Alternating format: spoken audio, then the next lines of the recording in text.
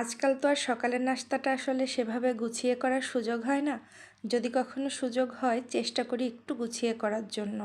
আসসালামু আলাইকুম, কেমন আছেন সবাই? আমি নিশিকাব্য থেকে নিশি চলে এসেছি আপনাদের মাঝে আজকে আবার ছোট্ট একটি ভিডিও নিয়ে। ভিডিওটি যদি আপনাদের ভালো লাগে তাহলে ফেসবুক থেকে দেখে থাকলে আমার পেজটিকে ফলো করে দিবেন, আর যদি ইউটিউব থেকে দেখে থাকেন আমার চ্যানেলটিকে সাবস্ক্রাইব করে দিবেন। এই তো কথা বলতে বলতে আমি আমার সকালের নাস্তাটা রেডি করে নিলাম।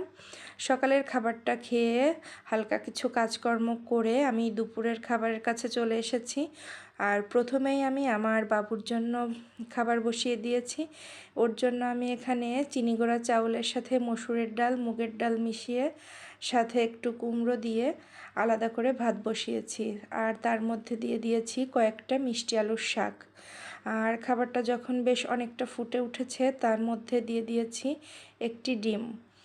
আর আমি অবশ্য সামান্য একটু তেল এবং 1 চিমটি পরিমাণ লবণও দিই, কারণ তেল না দিলে আসলে খাবার ওইভাবে আমার কাছে মনে হয় না যে ভালো হয়। তারপরে আমি আমাদের খাবারটা বসিয়ে দিয়েছি। এই তো রাইস কুকারে খিচুড়ি বসিয়ে দিয়েছি। হ্যাঁ, আজকে খিচুড়ি হবে, ভীষণ পছন্দের। আর এই যে রসুন ছিলে নিয়েছি, আর হবে রসুন ভর্তা। আমি একটি কড়াই নিয়ে তাতে হালকা একটু তেল দিয়ে রসুনগুলো ধুয়ে দিয়ে দিচ্ছি। রসুনটা আমি ভেজে নিব, 1 সিট পানিও দিয়ে দিয়েছি, কারণ তা নাহলে পোড়া লেগে যাবে সিদ্ধ হওয়ার আগেই। তারপরে ঢাকা দিয়ে রসুনটা সিদ্ধ করব। এই যে আমার খিচুড়ি কিন্তু হওয়ার মধ্যে, আর এদিকে রসুনটাও হচ্ছে।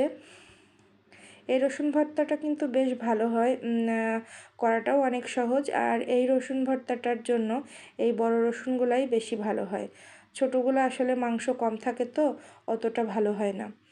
আমি এদিকে কিছুটা রসুন কেটে ফ্রিজে রেখে দিলাম, পরবর্তীতে কাজের সুবিধা হবে। এই যে কথা বলতে বলতে আমার রসুনগুলো ভাজা হয়ে গিয়েছে। এবার রসুনগুলোকে আমি নামিয়ে নেব। এরকম একদিন রসুন ভর্তা ট্রাই করে দেখবেন যদি কখনো না করে থাকেন, আশা করি ভালো লাগবে। তারপরে আমি যেহেতু শুকনো মরিচ দিয়ে রসুন ভর্তা করব, কিছুটা শুকনো মরিচ ভেজে নিলাম। আর রসুনটা আমি খাঁটি সরিষার তেল দিয়ে করব, এটা বাড়িতে তৈরি করা সরিষার তেল।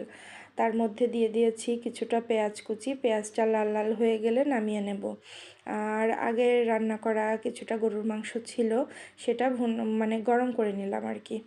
এই তো ভাজা মরিচটা হাত দিয়ে চটকে নিলাম। তারপরে এখন রসুনটা ভর্তা করে নিব এই ভাজা শুকনো মরিচ আর যে সরিষার তেলে যে পেঁয়াজটা ভেজে নিলাম সেটা দিয়ে হাত দিয়ে ভালো করে চটকে চটকে মেখে নিব। হাত দিয়ে ভালো করে না চটকায় মাখলে আমার কাছে মনে হয় ভর্তার অরিজিনাল স্বাদটা আসে না। এই তো আমার ভর্তা রেডি, এখন খাওয়ার পালা। আজকে এ পর্যন্তই, আল্লাহ হাফেজ।